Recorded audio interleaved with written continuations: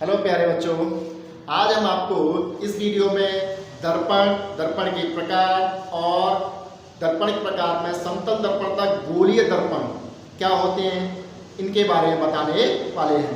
बेटा ध्यान देंगे, देखिए दर्पण क्या होता है, दर्पण किसे कहते हैं। सबसे पहले हम ये जानते हैं दर्पण क्या है। किसी चिकने पारदर्शी माध्यम के एक पृष्ठ पर कलई करके दूसरे पृष्ठ को परावर्तक बना दिया जाए तो इस निकाय को दर्पण कहते हैं। या कह सकते हैं कोई माध्यम है आपके पास में, क्या है, पारदर्शी माध्यम है। उसके जैसे कि मान लीजिए ये है कि पारदर्शी माध्यम है, यानी कि मान लो सपोज इसमें से आर पार आप देख सकते हैं, तो इसकी एक सतह पर यानी कि एक पृष्ठ पर हम क्या करते हैं, कलई करते हैं या कोई कलर करते हैं, ब्लैक व्हाइट जैसा भी चाहे कर सकते हैं। तो दूसरा क्या रह जाएगा, उसका परावर्तक पृष्ठ बन जाएगा, जिसमें अगर हम किसी वस्तु को उसके सामने रखें तो उसका प्रतिबिंब उसके अंदर बनेगा। तो ऐसे निकाय को हम क्या कहते हैं बेटा, दर्पण कहते हैं। जैसे कि आपके घरों में इस्तेमाल होने वाला सामान्य दर्पण होता है या फिर ड्रेसिंग टेबल में जो दर्पण लगा होता है, ठीक है। अब बात करते हैं दर्पण के प्रकार। दर्पण के प्रकार दो प्रकार होते हैं बेटा। पहला होता है समतल दर्पण। क्या होता है, समतल दर्पण। समतल दर्पण क्या होता है, तो इंग्लिश में कहते हैं इसको प्लेन मिरर। क्या कहते हैं, प्लेन मिरर। तो ध्यान देंगे बेटा, समतल दर्पण क्या होता है, यानी कि इसको इंग्लिश में कहते हैं प्लेन मिरर। समतल दर्पण की परिभाषा क्या है ये जानते हैं। तो समतल दर्पण यानी कि वह दर्पण जिसका परावर्तक पृष्ठ समतल होता है, समतल दर्पण कहलाता है।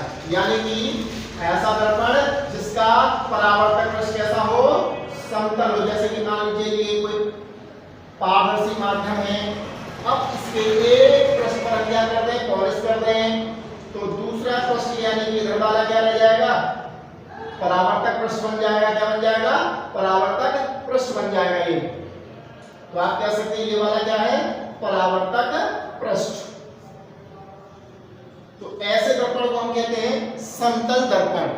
जैसे कि हमने अभी भी बताया था कि आपके घरों में जो इस्तेमाल होने वाले दर्पण होते हैं यानी कि शीशे होते हैं, उन्हें समतल दर्पण कहते हैं। समतल दर्पण की विशेषता होती है बेटा कि समतल दर्पण के सामने जितनी दूरी पर हम वस्तु को रखते हैं, जैसे कि मान लीजिए कोई वस्तु है यानी कि ऑब्जेक्ट है जिसकी डिस्टेंस मान लो कितनी है, यहां से यहां तक 25 सेंटीमीटर है, तो इससे बनने वाला प्रतिबिंब भी 25 सेंटीमीटर दूरी पर दर्पण के पीछे बनेगा। क्या बनेगा, दर्पण के पीछे, और सीधा ही बनेगा। कैसा बनेगा, दर्पण के पीछे 25 सेंटीमीटर पर सीधा। यानी कि कह सकते हैं आप समतल दर्पण के सामने जितनी दूरी पर वस्तु रखी जाएगी, प्रतिबिंब भी दर्पण के पीछे उतनी ही दूरी पर बनेगा। अब इसके बाद आता है बेटा गोलीय दर्पण, जो कि आपका सबसे महत्वपूर्ण टॉपिक है, क्योंकि इसमें से आपका 4 नंबर का एक न्यूमेरिकल आता है। 4 नंबर का एक न्यूमेरिकल आता है और इसमें से परिभाषाएं भी पूछ ली जाती है, जैसे कि फोकस दूरी किसे कहते हैं, फोकस किसे कहते हैं, या वक्रता केंद्र किसे कहते हैं, या फोकस दूरी और वक्रता केंद्र के बीच क्या संबंध होता है। तो जानते हैं बेटा सबसे पहले गोलीय दर्पण क्या है। गोलीय दर्पण क्या है, तो जैसे अभी आपने इसकी परिभाषा जानी उसी प्रकार इसकी परिभाषा है बेटा, तो ध्यान देंगे। यानी कि ऐसा दर्पण जिसका परावर्तक पृष्ठ गोलीय होता है। कैसा होता है, गोलीय होता है, उसे हम क्या कहते हैं, गोलीय दर्पण कहते हैं। जैसे कि मान लीजिए ये एक आपका कांच का खोखला गोला है, अगर हम इसके एक हिस्से पर पॉलिश कर दें तो दूसरा क्या हो जाएगा, परावर्तक हो जाएगा। कैसा हो जाएगा, परावर्तक। तो ऐसे दर्पण को हम क्या कहेंगे, गोलीय दर्पण। लेकिन हम यहां बात करें कि गोलीय दर्पण जो होता है बेटा, ये इसका केंद्र होगा, ठीक है, जिसे सी से नोट करते हैं। और ये इसकी क्या है, त्रिज्या आर। अब बात करते हैं गोलीय दर्पण के प्रकार जो आपके इंपॉर्टेंट हैं। सबसे पहला गोलीय दर्पण जो होता है बेटा, दो प्रकार के होते हैं। नंबर एक होता है आपका अवतल दर्पण। क्या होता है, अवतल दर्पण। और दूसरा होता है बेटा उत्तल दर्पण। क्या होता है, उत्तल दर्पण। अब ये क्या होते हैं वो ध्यान देंगे बेटा। देखिए अवतल दर्पण और उत्तल दर्पण गोलीय दर्पण के भाग होते हैं। किसके होते हैं, गोलीय दर्पण के। कैसे होते हैं वो ध्यान देंगे बेटा। जैसे कि आपके सामने ये गोलीय दर्पण है, इस गोलीय दर्पण को हम क्या करें, बीच में से मिटा दें, यानी कि इसको कट कर दिया जाए बीच में से, तो इसके दो भाग प्राप्त हुए हमारे लिए। एक भाग ये हो गया और एक भाग ये हो गया। अगर मान लीजिए इस वाले भाग के हम जो उभरे हुए भाग है उस पर पॉलिश कर दें, उस पर पॉलिश कर दें, तो बेटा इसका जो परावर्तक पृष्ठ है वो कैसा है, दबा हुआ है। तो ये कहलाएगा अवतल दर्पण। क्या कहलाएगा, अवतल दर्पण। और दूसरा भाग इसको हम अंदर से पॉलिश कर दें। कैसे कर दें, अंदर से पॉलिश कर दें, तो ये कहलाएगा बेटा उत्तल दर्पण। क्या कहलाएगा, उत्तल दर्पण। अब ध्यान दीजिए इसकी परिभाषाएं कैसे बनेंगी बेटा। तो देखो परिभाषाएं इसी से बनेंगी। किससे बनेंगी, इससे। कैसे बनेंगी, क्योंकि हमने बताया ये दोनों के दोनों किसके भाग हैं, गोलीय दर्पण के।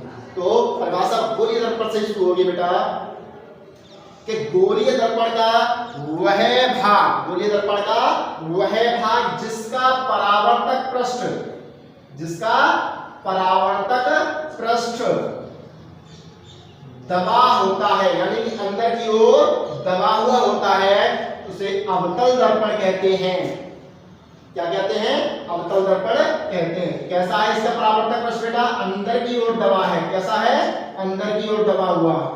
अब ये तो हो गया अवतल दर्पण की परिभाषा। दूसरा है बेटा उत्तल दर्पण। इसकी परिभाषा क्या होगी, तो ध्यान देंगे, गोलीय दर्पण का वह भाग जिसका परावर्तक पृष्ठ, परावर्तक पृष्ठ बाहर की ओर उभरा होता है, यानी कि इन दोनों, इसका परावर्तक पृष्ठ कैसा है, बाहर की ओर उभरा हुआ है, तो इसे हम क्या कहते हैं बेटा, उत्तल दर्पण। तो स्पष्ट हो गया दोनों की परिभाषाएं। पहली यानी कि गोलीय दर्पण का वह भाग जिसका परावर्तक पृष्ठ अंदर की ओर दबा होता है, अवतल दर्पण कहलाता है। जबकि गोलीय दर्पण का वह भाग जिसका परावर्तक पृष्ठ बाहर की ओर उभरा होता है, उत्तल दर्पण कहलाता है। ये आपके दर्पण की परिभाषाएं होंगी।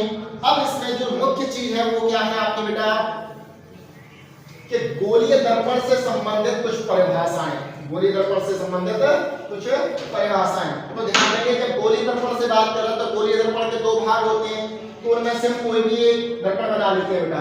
जैसे कि हमने बना लिया अवतल दर्पण। क्या बनाया, अवतल दर्पण। तो ये क्या है, गोले का भाग है बेटा। क्या है, एक गोले का भाग है, तो इसका कोई ना कोई केंद्र होगा, ठीक है। उस केंद्र को क्या करें, दर्पण से मिला दें कहीं ना कहीं। तो ये केंद्र क्या कहलाता है, इसका वक्रता केंद्र। क्या कहलाता है बेटा, वक्रता केंद्र। अब वक्रता केंद्र से जाने वाली जो रेखा है, सीधी रेखा जहां दर्पण से मिल रही है, उसको कहते हैं बेटा ध्रुव। क्या कहते हैं, दर्पण का ध्रुव। और वक्रता केंद्र और ध्रुव के बीच की आधी दूरी जो होती है बेटा, वो होती है फोकस दूरी। क्या होती है, यानी कि इसको फोकस कहते हैं। और यहां से यहां तक की दूरी क्या कहलाती है, फोकस दूरी, यानी कि स्मॉल एफ। क्या कहलाती है, फोकस दूरी। और ये आपका क्या है, फोकस। ठीक है, ये कुछ चीजें हमने यहां लिखी हैं, तो इसको डॉटेड लाइन को मिटा देते हैं। अब देखिए इसकी मुख्य परिभाषाएं क्या क्या होंगी। अगला टॉपिक है आपका, यानी कि गोलीय दर्पण से संबंधित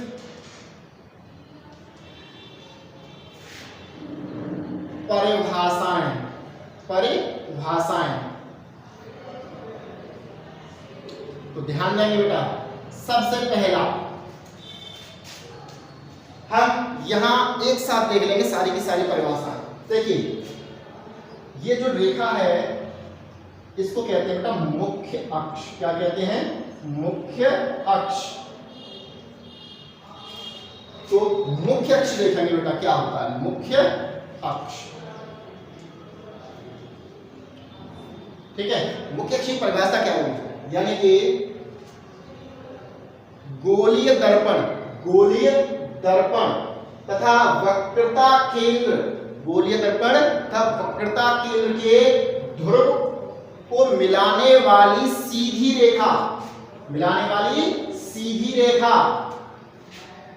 मुख्य अक्ष कहलाती है। क्या कहलाती है? मुख्य अक्ष कहलाती है। क्या समझ में आया? यानी कि गोलीय दर्पण के वक्रता केंद्र व ध्रुव को मिलाने वाली सीधी रेखा को मुख्य अक्ष कहते हैं। दूसरा देखेंगे बेटा मुख्य अक्ष के बाद वक्रता केंद्र। क्या? वक्रता केंद्र। वक्रता केंद्र क्या है?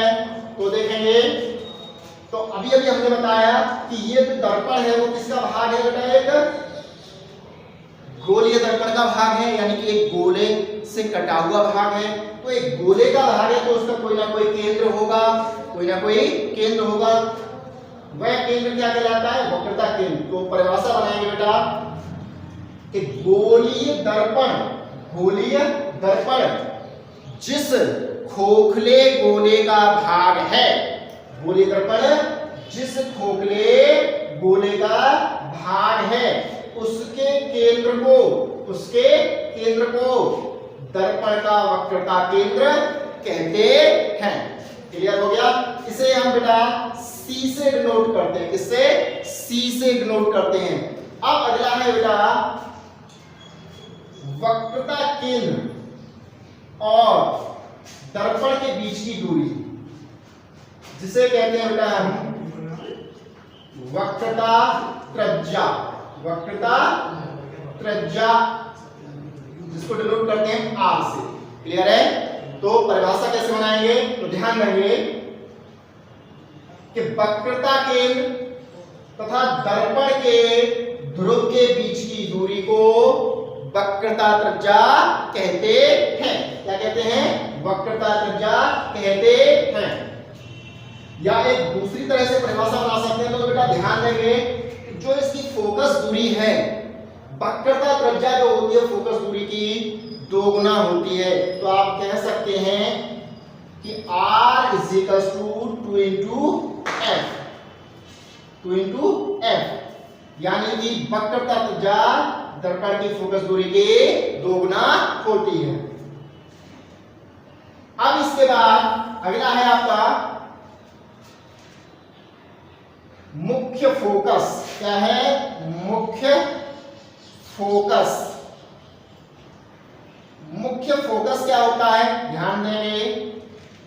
देखिए किसी भी दर्पण का फोकस क्या होता है? जब किसी दर्पण के मुख्य अक्ष के समांतर, यानी कि ये कोई दर्पण है और इसके समांतर कोई यहां से मान लीजिए इसके वक्रता केंद्र है और यहां कोई वस्तु रखी हुई है जो इसके कैसे आ रही है? मान लीजिए अनंत से समांतर आ रही है। कहां से आ रही है? अनंत से समांतर आ रही है। तो समांतर आने वाली रेखा मुख्य अक्ष को काटते हुए जाएगी। इसी प्रकार दूसरी रेखा भी हम नीचे से लेके आते हैं, यानी कि ये प्रकाश किरण यहां से आए और ये भी काटते हुए मुख्य अक्ष को निकल गई। तो आप कह सकते हैं कि दर्पण के मुख्य अक्ष के समांतर आने वाली, दर्पण के मुख्य अक्ष के समांतर आने वाली प्रकाश किरणें मुख्य अक्ष पर जहां एक दूसरे से मिलती हैं या जहां मुख्य अक्ष को काटती हैं, वह दर्पण के क्या कहलाता है? मुख्य फोकस कहलाता है। क्लियर हो गया परिभाषा? क्या है कि दर्पण के मुख्य मुख्य अक्ष के समांतर आने वाली प्रकाश किरणें मुख्य अक्ष पर जहां एक दूसरे से मिलती हैं या मुख्य अक्ष को जहां काटती हैं उस बिंदु को दर्पण का मुख्य फोकस कहते हैं। क्या कहते हैं? मुख्य फोकस। तो इसे हम कैपिटल F से प्रेजेंट करते हैं बेटा, इसे कैपिटल F से। चौथा है आपका फोकस दूरी। क्या है? फोकस दूरी। फोकस दूरी इसको स्मॉल f से लिखते हैं। तो क्या है बेटा फोकस दूरी? तो फोकस दूरी क्या होगी? फोकस यानी मुख्य फोकस से ध्रुव के बीच की दूरी को हम क्या कहते हैं? फोकस दूरी कहते हैं। क्लियर हो गया परिभाषा? के दर्पण के मुख्य फोकस तथा ध्रुव के बीच की दूरी को फोकस दूरी कहते हैं। अब एक चीज और आती है बेटा कि ये जो दर्पण है और दर्पण का यहां से यहां तक एक व्यास है। क्या है? व्यास, जिसे हम कहते हैं द्वारक। क्या कहते हैं? द्वारक। तो दर्पण का द्वारक, अगली परिभाषा क्या है? दर्पण का द्वारक। तो द्वारक क्या होता है? तो आप कह सकते हैं कि गोलीय दर्पण के व्यास को, गोलीय दर्पण के व्यास को या दर्पण के व्यास को दर्पण का द्वारक कहते हैं। तो ये आपकी दर्पण से संबंधित यानी कि गोलीय दर्पण से संबंधित प्रमुख परिभाषाएं थी। इसके बाद अगले वीडियो में हम आपको गोलीय दर्पण यानी कि उत्तल दर्पण और अवतल दर्पण द्वारा प्रतिबिंब का निर्माण कैसे होता है उसके नियम बताएंगे और नियम के बाद उसके प्रतिबिंब का निर्माण कैसे होता है ये समझाएंगे। धन्यवाद।